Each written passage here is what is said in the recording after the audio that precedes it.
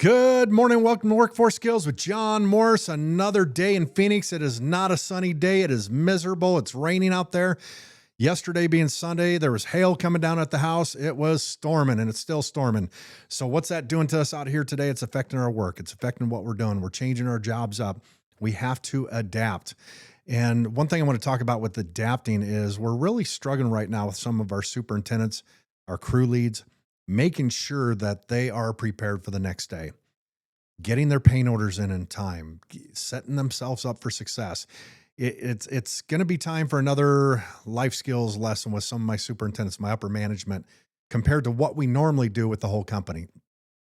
There's different levels to life skills within our company of what we do and how we train and what we prepare ourselves for.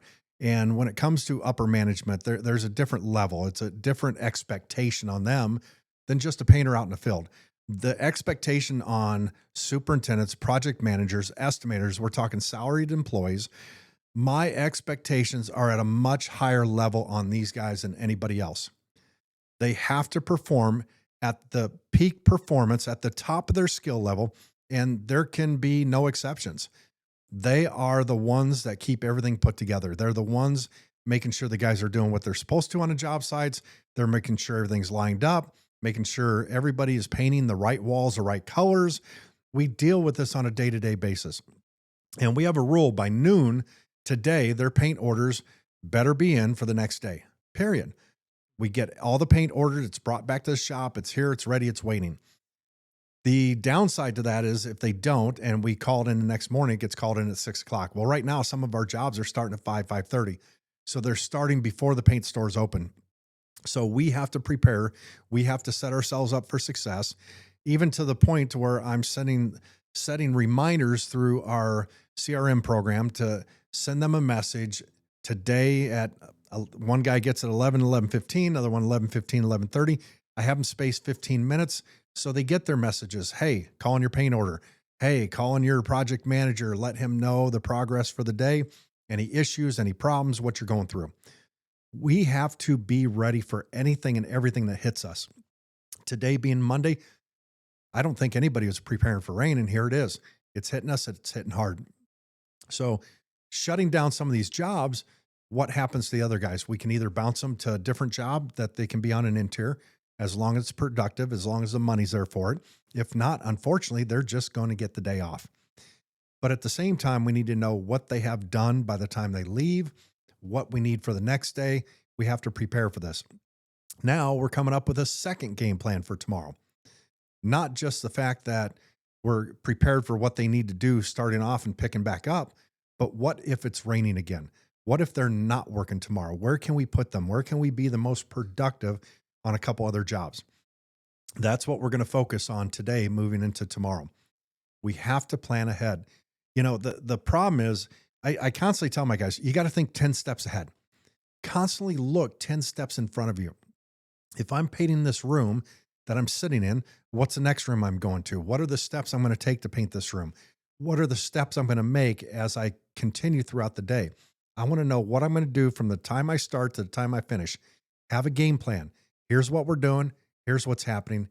Here's the direction we're going. So we want to make sure we have the game plan in front of us and we share that with our crew, the people that are working with us. We must know what's happening. And then as a crew lead or superintendent, you got to relay that to the people under you. You've got to let them know, hey, here's what we're doing today. Here's our game plan. What can I do to assist you? Then you also have to let the people above you know, your project manager, your estimators, whoever's overseeing that job. Maybe it's the office.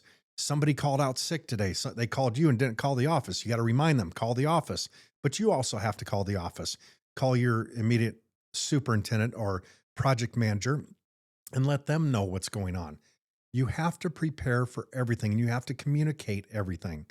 So just having a day like this can throw us 10 different directions, and we have to have 10 different plans for everything that's going to happen. And each plan has to have 10 steps in front of us that we know what we're going to do. That sounds difficult. That sounds like a lot. And some of you out there might say, I'm just going to show up to work and do my job. That's all I'm there for. You're never going to move up. You know, the one thing that's helped me get to where I'm at, and this is the one thing that I've noticed and I've thought about here recently about everybody that's moving up in position. The one different thing with each one of those people that have moved up in position and myself as I've grown. And I've had to do some internal looking at myself and think about how did I get to where I'm at? What am I doing? And the guys in the superintendent positions, project manager, estimators, the difference with them is at the end of the day, the one thing they always ask is there anything else I can do? What do you want me to do next? There was never an end of the day. There was never, we're clocking out, we're done. What do you need next? That made them noticeable. That made them recognizable. And some of you out there might say, "Wow, those people don't get promoted. They're the ass kissers." That's not the case. They are putting themselves out there to show that they want to do a little bit more, that they want to step up their game. I want somebody that's always willing to do a little bit more. So when someone says, "Hey, who can we use on this job? I need someone reliable on this job." Hey, I'm going to pick this guy. He's always asking for something more to do. Let's give him the opportunity to prove himself. Let's put him out there and see what he can do. Can he look 10 steps ahead? Can he focus on what's in front of him? First thing we're going to do on a new job with this guy, we're going to sit in a war room. We're going to make sure he sees everything in front of him. We're going to talk about every step of the way, every plan, every color, everything on that job, any obstacles that might come into play. We're going to prepare for every single situation, period. That doesn't mean we're going to miss something. There could be a curveball thrown at us during the job, but at least we're going to know how to handle it better than if we hadn't sat there and had that war room. It makes a world of difference for us. It sets us up for success. So what can we do to set ourselves up for success? Plan ahead. Always plan ahead. Always be thinking 10 steps ahead. Always be willing to do a little bit extra, to do a little bit more. I want guys that are always asking me, "What else you need, John? What else needs to be done? I'm ready for more. Give me more." You can tell the men and women working out there that are productive, trying to get the job done, always trying to be efficient. And you can tell the ones that are dragging their feet, wasting their time, just trying to milk a company for hours and money. Those are not the employees that we want. Those are not the type of people that you want to be working side by side with.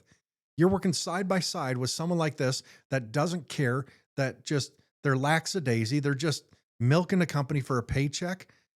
Get them out of your way. Make them obsolete within the company you're working for. Let your superintendent know, "Hey, I don't want to work with this person, and here's why. They're costing you money. They're costing the company money, and they're dragging me down." Be accountable for this. I've always talked about how positive people breed positive situations. Negative people bring negative situations. You know, if perfect example, we use this in sobriety and in that realm. We talk about if I'm sober, but I'm going to hang around all these addicts, all these people using, but it's okay. I'm going to stay sober. If I'm hanging around 10 addicts and I'm the only sober one, the odds and chances of me starting to use, starting to drink again, just went through the roof. It's skyrocketed. So why put yourself in that situation?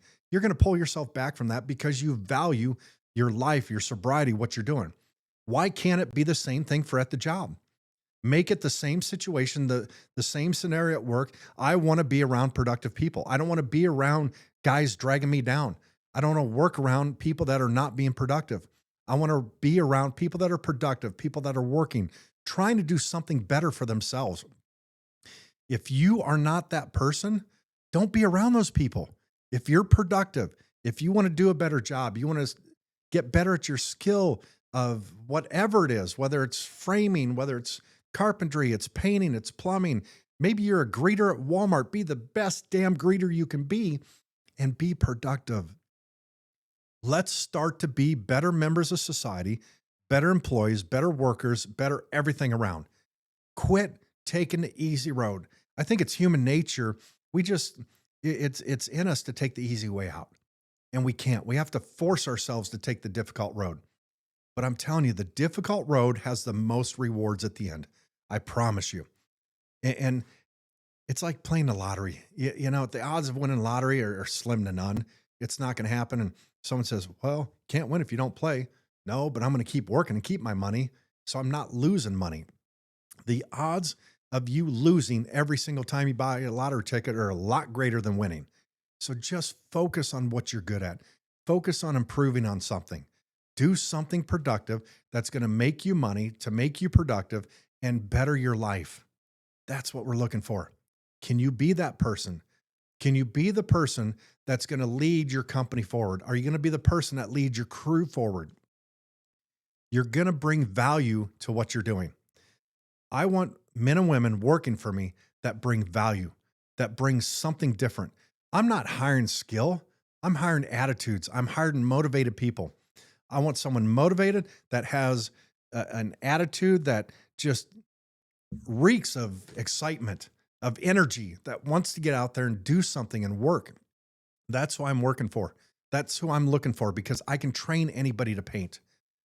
You can train anybody to do anything as long as they're willing to do it and they have that energy, that motivation. I'm not going to hire someone that walks in my office with their pants hanging down below their butt, or they sit in front of me and they're wearing their sunglasses while we're doing an interview. I'm not going to hire somebody that I had somebody answer their phone during an interview one time. Excuse me, I got to get this. First thing out of my mouth, excuse me, you can leave. I don't need you here. I don't want people like this. I want people that are going to be productive. And I don't care what anybody thinks out there. I want the best of the best of the best working for me. And if that's you, come find me. I'll put you to work. I want the best. We always have a revolving door. I'm always looking for better. I'm looking for more motivated people right now. I'm looking for ones that want to work and do something better for themselves, something different. I'm tired of the lazy people out there. I'm tired of the ones that don't care. I'm tired of the entitlement, the everybody owes me something attitude. Enough is enough. Get out there and work and prove yourself. Show us what you can do. Show us what you can do to make a difference. Because it's not just making a difference at work. It's making a difference in your personal life if you can be like that. You need to show up and put out. You can't just show up and just collect a paycheck. It doesn't work that way. You have to do something different. You have to open your eyes and say, okay, today's the day. I'm changing. I'm going to be the most productive person at work. And maybe they're not going to notice right away. And I know a lot of people out there, wow, nobody notices me. It's the ass kissers that get the promotion or the pay raise or anything else. It's time for you to show up and keep showing up. Let them see you. It will pay off. I promise you. And if it doesn't, maybe you're not at the right company. Go somewhere else. Go somewhere where they appreciate you. I want to work with somebody that wants to work as hard as me. If you can't work as hard as me, then I do not need you working here, period. Because I'm going to do everything I can to outwork you. I promise you. I'm going to work my ass off. I'm going to do everything I can to outperform every single day. You know, it's interesting when I do get out there and I paint with my guys on a job site. Everybody's like, ooh, the boss is coming out. Oh, we got to step up our game. No, your game should be already stepped up. I'm going out there and I'm showing you that as an owner of the company, I know what I'm doing. I don't just sit here and behind a desk and do nothing. I know how to paint. That's where I started in this business. I can continue to do that. Now, being a little bit older, a little bit out of shape, it might be a little rough on me for a day or two. But I'm telling you, I can outpaint any of them. And I'm going to push you guys to keep up with me. And we're going to keep going. And when they push me, when my employees push me, that's going to push me harder. I'm going to pull them up to me and make them better. That's the goal. And once I see that they're able to perform and do it at that level, I'm going to expect that every single time. And I got a few crews out there that they are hitting their hours and under hours on every single job right now, and they're killing it. And these are guys that I work side by side with. They've shown me what they can do, and I've shown them that it can be done. So don't whine and complain, oh, it can't be done. Because I'm going to tell you, the guys out there that whine and complain, oh, it can't be done, John, you don't understand. You know, the excuses, get rid of them. The excuses are so old. It's boring hearing these excuses because there are no new excuses ever. It's the same old recycled excuses from every single person out there. So just stop the excuses out there. Start to do something different. Start to help yourself out. Start to help the company out. Start to make a change that's going to make a difference. We need more productive people in society. There are so many lazy people out there. There's so many people milking off the government, free medical, free food stamps, free everything. Start working. There's so much work out there. I'm telling you right now, I need 10 new painters in the next month. I need them, but I want the best. I'm not just going to hire anybody that walks through the front door. I'm going to pick them out. I'm going to pick the best person. And when you come on, you're going to go through an onboarding for a week. You're going to work with Larry, our trainer, and he's going to put you through the ringer. You got to prove yourself. And after that, you better keep up because now we know what you can do. You performed, you showed us what you're capable of. We're going to push you even harder, and it's going to be worth it. And it's part of life. Just work. Prove yourself. Prove what you can do. Prove what you're capable of. If anything, prove it to yourself. You know, this morning I'm working with a trainer right now at the gym, and he's pushing me to do abs, and I'm doing crunches, and he goes, "Okay, I want you to just do as many as you can in the next minute." And I'm just going, and he goes, "Okay, you're good." And I just kept going. I had a goal in mind. I was going to hit 100 crunches. I was going to make sure I did that. 100 crunches. That was my goal. That's what I had to hit. And I did it. Now, the next time around that I did it again on the next set, I did 60. Boy, I was hurting, but I pushed myself. You don't know what you're capable of until you push yourself. And some of us need somebody else to push you. With me, with the trainer, I can go to the gym, I can work out, I can do what I need to, but to have somebody there pushing me, it holds me accountable. It forces me to go a little bit more above and beyond to do what I need to do to focus on my workout, my health, what I'm trying to acquire. But it's the same at work. I need somebody to push me at work. I have my partner, Greg, here in the business. We push each other. We talk about stuff. What are you doing each day? What's on your plate? We sit down and we talk every morning about what we have on our plate and what's on our schedule. And then we know where we can assist each other or we need to step up or help the other person. We know exactly what we're doing and we push each other to get our stuff done through the day. Now, we have so much on our plate. There's a lot of days we do not complete what's on our plate. I've got a pad of paper on my desk. I write on a list. Here's what I've got to get done today. There's a lot of days I never get that list done. And those are the first things on the list for the next morning that I try to get done. And we discuss this. We talk about this. What do we need to do? What do we need to do to better perform, to better assist each other, to get everything on that list done? Maybe it's us delegating to others what needs to be done. You know, one thing I learned recently was become an owl. And you might say, why an owl? Because an owl says, who? You're always asking yourself, who? Who's going to do this? Who's going to get this done? As business owners, we have to delegate. We have to get things done. We're always looking at who's going to accomplish it, who's going to get it done, who's going to be the best fit for each job that we have going on. We're not a small company where we do everything ourselves like it was when we first started this business. It's a big business. We're always trying to figure out who's going to do each step, who's going to do what needs to be taken care of on a day-to-day basis. And sometimes it's not a day-to-day basis. It's an hour-by-hour basis. Our estimating department, even while they're doing bids today, we have new leads coming in. It's not just bidding off of blueprints, but we had a Lutheran school reach out to us and say, hey, we have classrooms in a hallway that needs painted. We need someone to do this. Well, now I'm interrupting my estimators to go out there. So I need someone to go look at this, to put a bid together. Question is, who's going to do it? Now, I very well could go do that, but then it pulls me away from the business. It pulls me away from overseeing everything. And then it puts me back at doing the actual work. It's now time for others to start doing that as I run the business. I'm not working in the business. I'm working on the business now. And that's another difficult thing. For a lot of you business owners out there, you got to learn when to pull yourself out of the business and trust the guys working for you. It's difficult to trust employees sometimes. It's difficult to let somebody else do something for you because this is your baby. This is what you built from the ground up. Like me, I started this business out of my garage.